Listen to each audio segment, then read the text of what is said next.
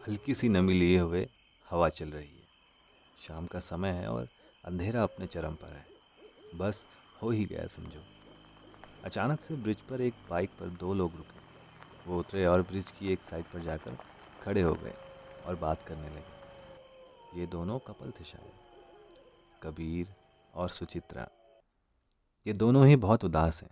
इनकी उदासी और बेचैनी इनकी आंखों से गिरते आंसुओं को देखकर पहचानी जा सकती है। तभी दोनों में बातें होने लगी। अब हमारे पास और कोई रास्ता नहीं बचा, शायद यही ठीक रहेगा। हाँ शायद। हमने बहुत कोशिश की पर शायद अब ये मुमकिन नहीं हो सकता कि हम दोनों साथ में रहें। तो ज़िंदगी ना सही, मौत के बाद तो हम साथ रह सकते हैं। इतना कहकर दोनों ने एक दूसरे का हाथ पकड़ा और एक दूसरे को कसकर गले लगाया और ब्रिज से कूदने की तैयारी कर ली। और जैसे ही वो कूदने वाले थे, अचानक पीछे से आवाज़ आई, एक्सक्यूज़ मी, क्या आप सुसाइड करने जा रहे हैं? रुक जाइए। कबीर ने उस आदमी को वहीं रुकने को कहा।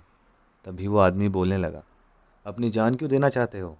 जानते हो ना फिर कभी ये दुनिया नहीं देख पाओगे। घर, माँ बाप, रिश्ते, दोस्त सब यहीं ख़त्म हो जाएगा। तभी कबीर बोला, तो क्या करें ऐसी ज़िंदगी का जो हमारे हिसाब से ना चले। हम दोनों एक दूसरे को बहुत चाहते हैं, लेकिन हमारे घर वाले ये बात मानने को तैयार ही नहीं है, क्योंकि हम दोनों की कास्ट अलग है। बस इसी वजह से आखिर प्यार में जात पात, धर्म, मज़हब, ऊंच नीच, ये सब बाधाएं आती कहाँ से हैं? मैं नहीं मानता। तभी सुचित्रा बोली, हाँ, अगर हम साथ नहीं जी सकते तो मर के साथ रह लेंगे।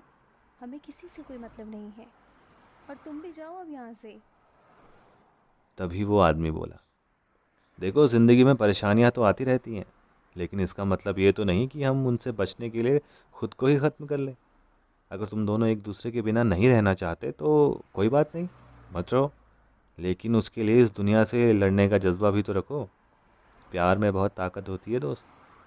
लेकिन अगर आज तुम यहाँ से खुदकुशी कर लेते हो तो यहाँ सिर्फ तुम दो लोग नहीं मरोगे, तुम्हारे साथ मरेंगे तुम्हारे माँ बाप, जिन्होंने बचपन से लेकर आज तक तुम्हें हर खुशी दी, तुम्हें हर वो चीज़ दी जो तुम्हें चाहिए थी।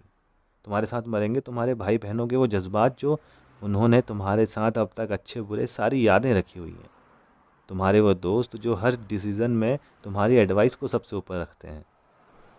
बहरहाल फिर भी अगर तुम खुदकुशी करना चाहते हो तो कर लो, ये तुम्हारी ही तो ज़िंदगी है ना, शायद।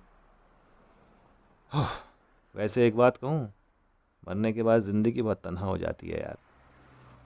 इतना कहकर वो आदमी वहाँ से अचानक गायब हो गया और कबीर और सुचित्रा घबरा गए और सोचने लगे कि वो आदमी अचानक कहाँ गायब हो गया।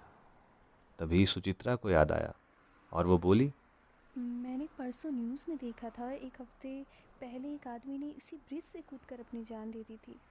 कहीं ये वही तो नहीं? फिर दोनों बातें करने लगे और दोनों ने बहुत सोचा। सोचने के बाद उन्हें अपनी गलती का एहसास हुआ कि वो क्या करने जा रहे थे, और उन दोनों ने शादी के लिए घर वालों को मनाने की बात कही और दोनों बाइक पर वापस चले गए। और आदमी ब्रिज के दूसरी छोर से उन्हें देख रहा था। हमें ज़िंदगी में जब वो नहीं मिल पाता है जो हमें सबसे ज़्यादा प्रिय हो, तो ऐसे में हम कई बार गलत कदम उठा बैठते हैं, पर ये सही नहीं है। हमें ज़रूरत होती है इस समय एक अच्छे मार्गदर्शन की, उस अनजान आदमी की तरह। पर हर किसी की किस्मत कबीर और सुचित्रा जैसी नहीं होती। ज़िंदगी को जीना सीखिए, उसे ख़त्म करना नहीं। आज फिर ब्रिज के किनारे एक लड़का फ़ोन पर बातें कर रहा है, जिसके हाथ में एक सफ़ेद कागज़ है जिस पर कुछ लिखा है शायद। लड़का फ़ोन में बात कर रहा है और फ़ोन पर आवाज़ आ रही है, प्लीज़ तुम घर आ जाओ, हम घर आकर बात कर लेंगे। तुम इतना मत सोचो, कुछ गलत कदम मत उठाना। वो बात कर ही रहा था कि अचानक पीछे से आवाज़ आई, एक्सक्यूज़ मी, सुनिए ज़रा।